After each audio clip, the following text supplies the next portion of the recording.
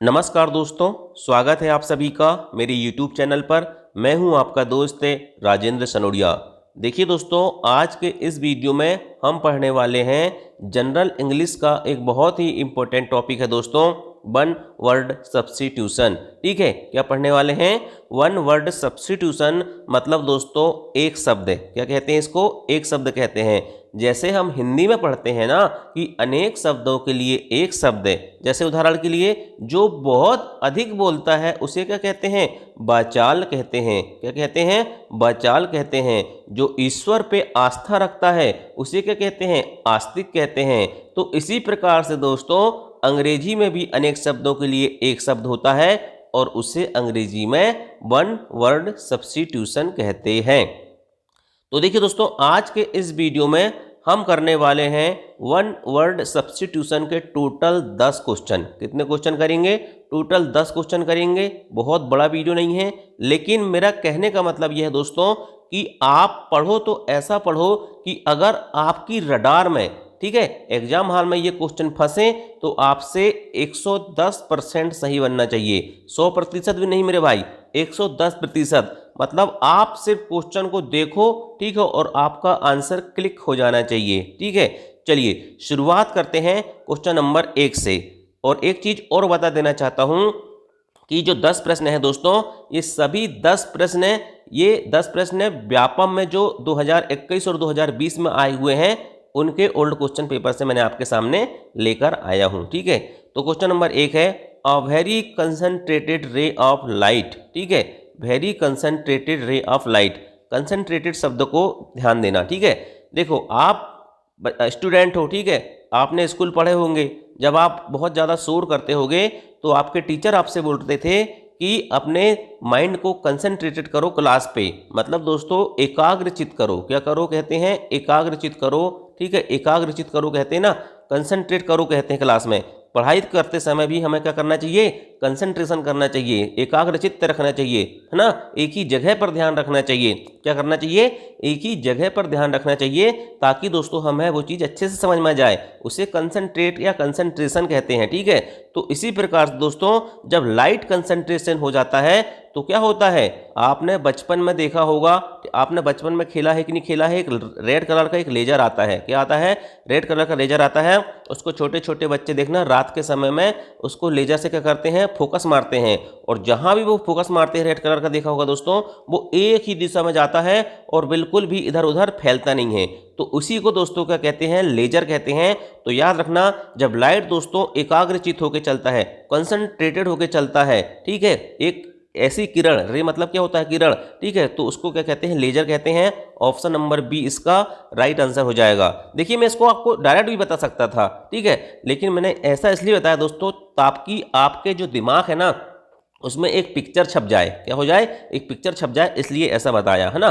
चलिए next question है life history of someone written by the person himself. देखिए life मतलब जीवन, हिस्ट्री मतलब इतिहास, समवन मतलब कोई, रिटन मतलब लिखना, वाई एक प्रपोजिशन, द आर्टिकल, पर्सन व्यक्ति, हिमसेल्फ।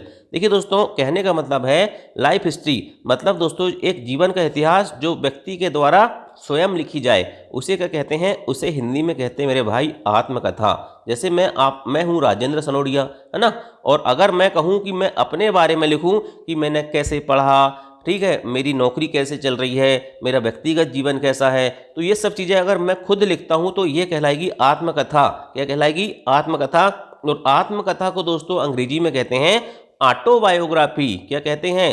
ऑटोबायोग्राफी। जैसे आपने कभी देखा होगा, सुना होगा दोस्तों, अगर आप किसी मोटर को चालू करते हैं तो कहते हैं ना कि यदि आप किसान पुत्र हो गए तो समझ जाओगे, ऑटो लगाते हैं हम। ठीक है, खेत में जो स्टार्टर होता है मोटर चालू करने का, जब बिजली गोल हो जाती है तो उसमें एक ऑटो लगा रहता है। तो क्या होता है दोस्तों, बिजली आने जाने में क्या होता है? वो ऑटोमेटिक चालू होता है। ऑटोमेटिक मतलब दोस्तों क्या होता है? स्वयं। क्या होता है? स्वयं। ऑटो मतलब क्या होता है? स्वयं। ठीक है, तो इसी प्रकार से ऑटोबायोग्राफी क्या होती है? आत्मकथा होती है। इसका आंसर हो जाएगा दोस्तों ऑटोबायोग्राफी मतलब आत्मकथा। लेकिन अगर मैं कहूं कि मुझे तुम्हारे बारे में, मतलब एक किसी पर्टिकुलर व्यक्ति के बारे में किसी के जीवन का इतिहास मैं लिखूं, ठीक है, अगर मान के चलो दोस्तों मैं हूं राजेंद्र सनोडिया और मैं अगर किसी विशेष व्यक्ति के बारे में लिखना चाहूँ, मान के चलिए मैं लिखना चाहूँ दोस्तों अटल बिहारी वाजपेयी जी के बारे में, ठीक है, अगर मैं अटल बिहारी वाजपेयी जी के बारे में लिखूंगा तो वो कहलाएगी बायोग्राफी, और बायोग्राफी को कहते हैं दोस्तों जीवनी। आपने आत्मकथा और जीवनी, ठीक है, कहानी और नाटक, ठीक है, इन सभी चीज़ों में हिंदी विधाएं जो पढ़ते हैं वहाँ उनमें अंतर पढ़ा होगा, ठीक है। तो याद रखना, दूसरों के बारे में लिखना बायोग्राफी, लेकिन स्वयं के बारे में लिखना ऑटोबायोग्राफी, ठीक है।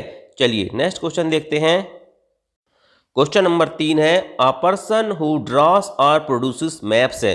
देखो भाई, एक बार आपको हिंदी समझ में आ गई ना, ठीक है, जी इंग्लिश में जो लिखा है ना इसकी हिंदी समझ में आ गई ना, तो बहुत आसान है वन वर्ड सब्स्टिट्यूशन, सबसे आसान है अंग्रेजी, ठीक है। लेकिन आपको क्या होना चाहिए, हिंदी समझ में आना चाहिए, है ना, उसका ट्रांसलेशन समझ में आना चाहिए, ठीक है।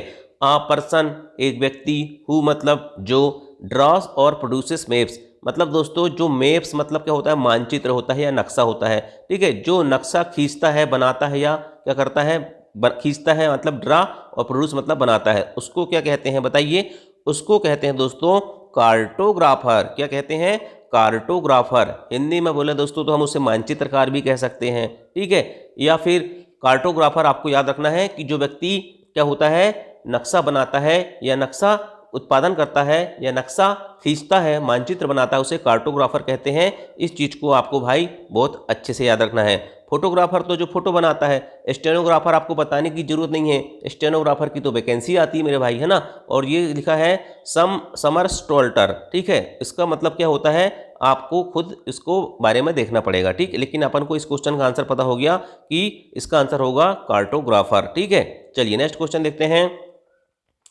Capable of decaying through the action of living organisation. देखिए क्या कह रहा है, capable of decaying through the action of living organism. इसका मतलब है दोस्तों एक ऐसी क्षमता होती है, ठीक है, जिसके द्वारा कोई वस्तु क्या होती है, स्वयं नष्ट हो जाती है, ठीक है, क्या हो जाती है, स्वयं नष्ट हो जाती है।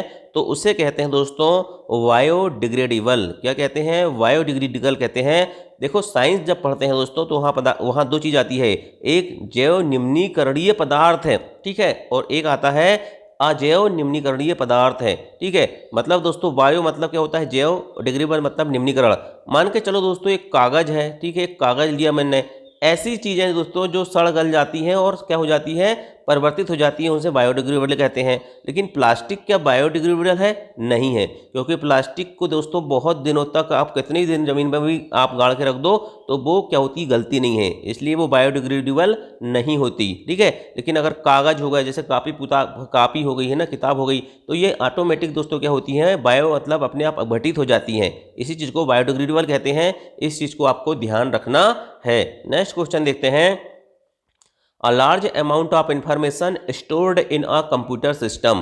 तो बिल्कुल बताने की जरूरत नहीं है। रैम क्या होती है, रैंडम एक्सेस मेमोरी। रोम क्या होती है, read only memory. Disc space क्या होता है, जहां डिस्क लगती है, ठीक है। और डेटाबेस क्या होता है दोस्तों, तो डेटाबेस में दोस्तों एक फाइल होती है डेटाबेस, ठीक है, जहां पर सारा डेटा का क्या किया जाता है, कलेक्शन किया जाता है। तो याद रखना दोस्तों, a large amount of information stored in a computer system is known as database. क्या कहते हैं उसको, डेटाबेस कहते हैं। Option number A is a right answer, ठीक है।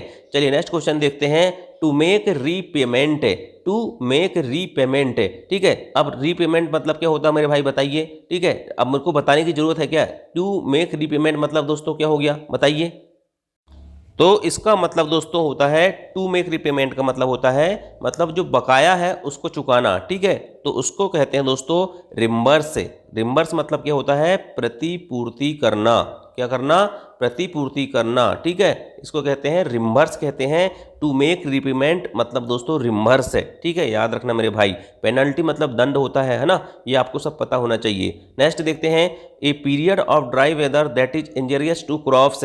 बताने की जरूरत है क्या, यहाँ सीधा लिखा है एक सूखा मौसम दोस्तों जो फसल के लिए नुकसान करता है उसको कहते हैं, आप समझ जाओगे सूखा। लेकिन मेरे भाई सबसे बड़ी समस्या ये है कि अब सूखा को अंग्रेजी में क्या कहते हैं, ठीक है। तो सूखा को अंग्रेजी को कहते हैं दोस्तों ड्रॉट कहते हैं, याद रखना क्या कहते हैं, ड्रॉट कहते हैं, ठीक है। चलिए नेक्स्ट क्वेश्चन देखते हैं। N unexpected event that causes injuries और डेथ, ठीक है। इसको भी बताने की जरूरत नहीं है। देखिए दोस्तों, एक ऐसी अभूतपूर्व या ऐसी एक अप्रत्याशित घटना जो क्या होती है, चोट और मौत का कारण बनती है, उसको क्या कहते हैं, उसको एक्सीडेंट कहते हैं, दुर्घटना कहते हैं। ठीक है, इसको बताने की जरूरत है क्या, नहीं है ना। नेक्स्ट क्वेश्चन है द एक्ट ऑफ पासिंग और coming into a new habitat और कंट्री। ठीक है, देखिए द एक्ट ऑफ पासिंग और coming into a new habitat और कंट्री।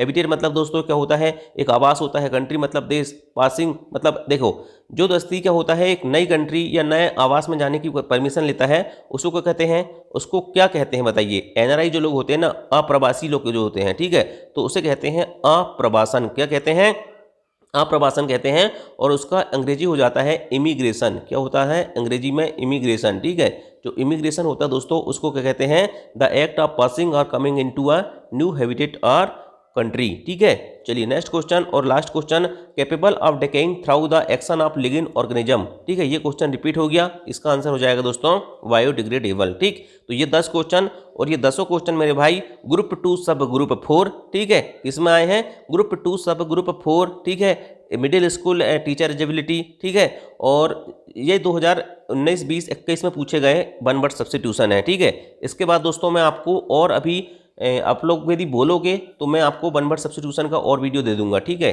ताकि आपको एक ही बार में दोस्तों सारे वन वर्ड सब्स्टिट्यूशन याद हो जाएंगे। थैंक यू, जय हिंद, जय भारत।